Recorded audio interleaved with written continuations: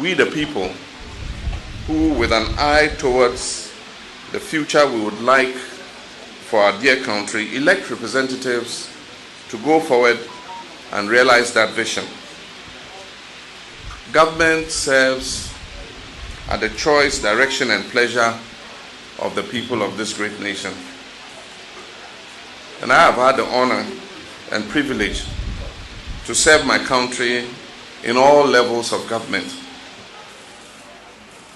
When in 2016, at the end of my first full term as president, I ran for re-election as an incumbent candidate, I respected the will of the people.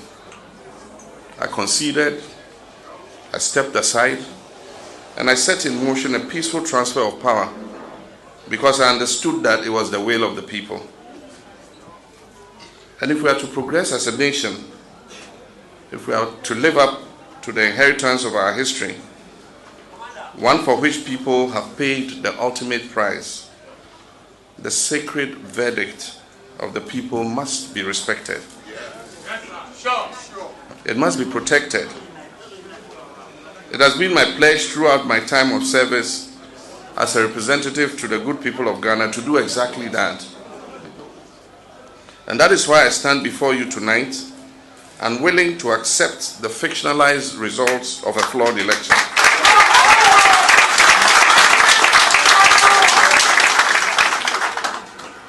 My brothers and sisters, it is important to remember that the government that is in power controls all of the state resources and oversees all of the state's institutions.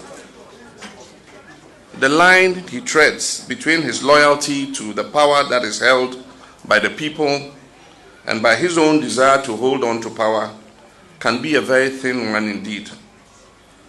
We went into the 2020 presidential and parliamentary elections with assurances from the Electoral Commission and the relevant state actors that it will be conducted in an atmosphere free from fear and that it will be fair, transparent, and credible. Unfortunately, that has not been the case. What we witnessed across the country from Monday, 7th December 2020, exposed a deliberate plan to manipulate and predetermine the results of the election in favor of the incumbent candidate, Nana Akufo-Addo, who, as so happens, controls all of the state resources and oversees the state institutions. Despite all of the ruling party's inducements, use of monetary enticements, and other such schemes on a scale never before seen in the history of this country, the good people of this country understood what was at stake, and it was clear as the results of the votes that were legally cast that the National Democratic Congress won the presidential and parliamentary elections.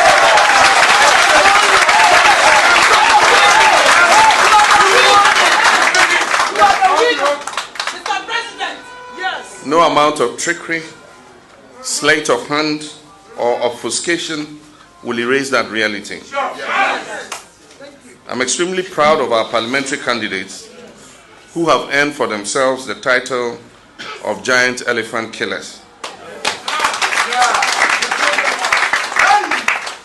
We went into the parliamentary elections with a deficit of 63 seats. We made up for our 2016 losses, and we're now set to become the majority in Parliament. This historic feat, after only one term, demonstrates the strength of our great party and the strength of the mandate given to us by the good people of Ghana to lead. In respect of the presidential elections, the facts and figures available to us from pink sheets and other evidence that has unfolded across the country indicate that numerous steps have been taken to manipulate the results of the election in favor of the incumbent. This calls into question the credibility of one of our most important institutional pillars of democracy, the Electoral Commission. It is now obvious to many objective minds that the Commission and its chairperson have been used to manipulate results from the various constituencies and in that process seek to subvert the sovereign will of the Ghanaian people. My brothers and sisters, one matter requires special mention. The use of the military in this election is unprecedented in our history. armed forces featured heavily as an intimidating measure to reverse election results, and they continue to be used in the same intimidating role to insist on recounts in areas in which the incumbent has lost, while arm-twisting election officers during these supposed recounts.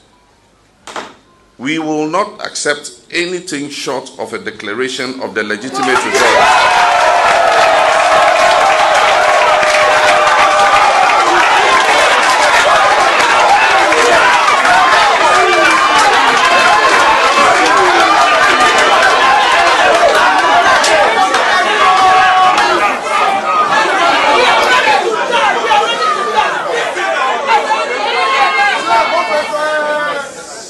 I said we will not accept anything short of a declaration of the legitimate results which point to an NDC parliamentary majority.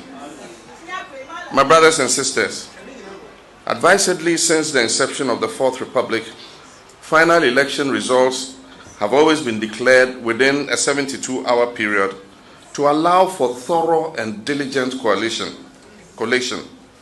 Surprisingly, this Electoral Commission chairperson announced quite suspiciously, and for reasons known to her, a hurried 24-hour deadline, which, as we all know, could not and would not be met.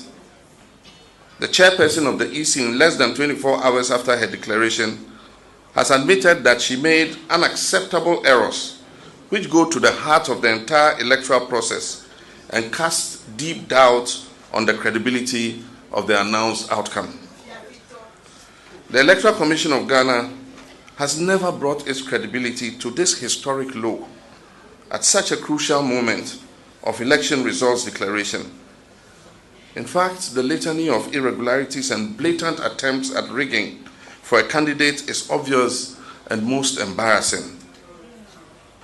Ghana has come too far in our democracy, in our transparency, and in our well-earned international reputation for free and fair and non-violent elections to find ourselves here, where we are in respect of this election.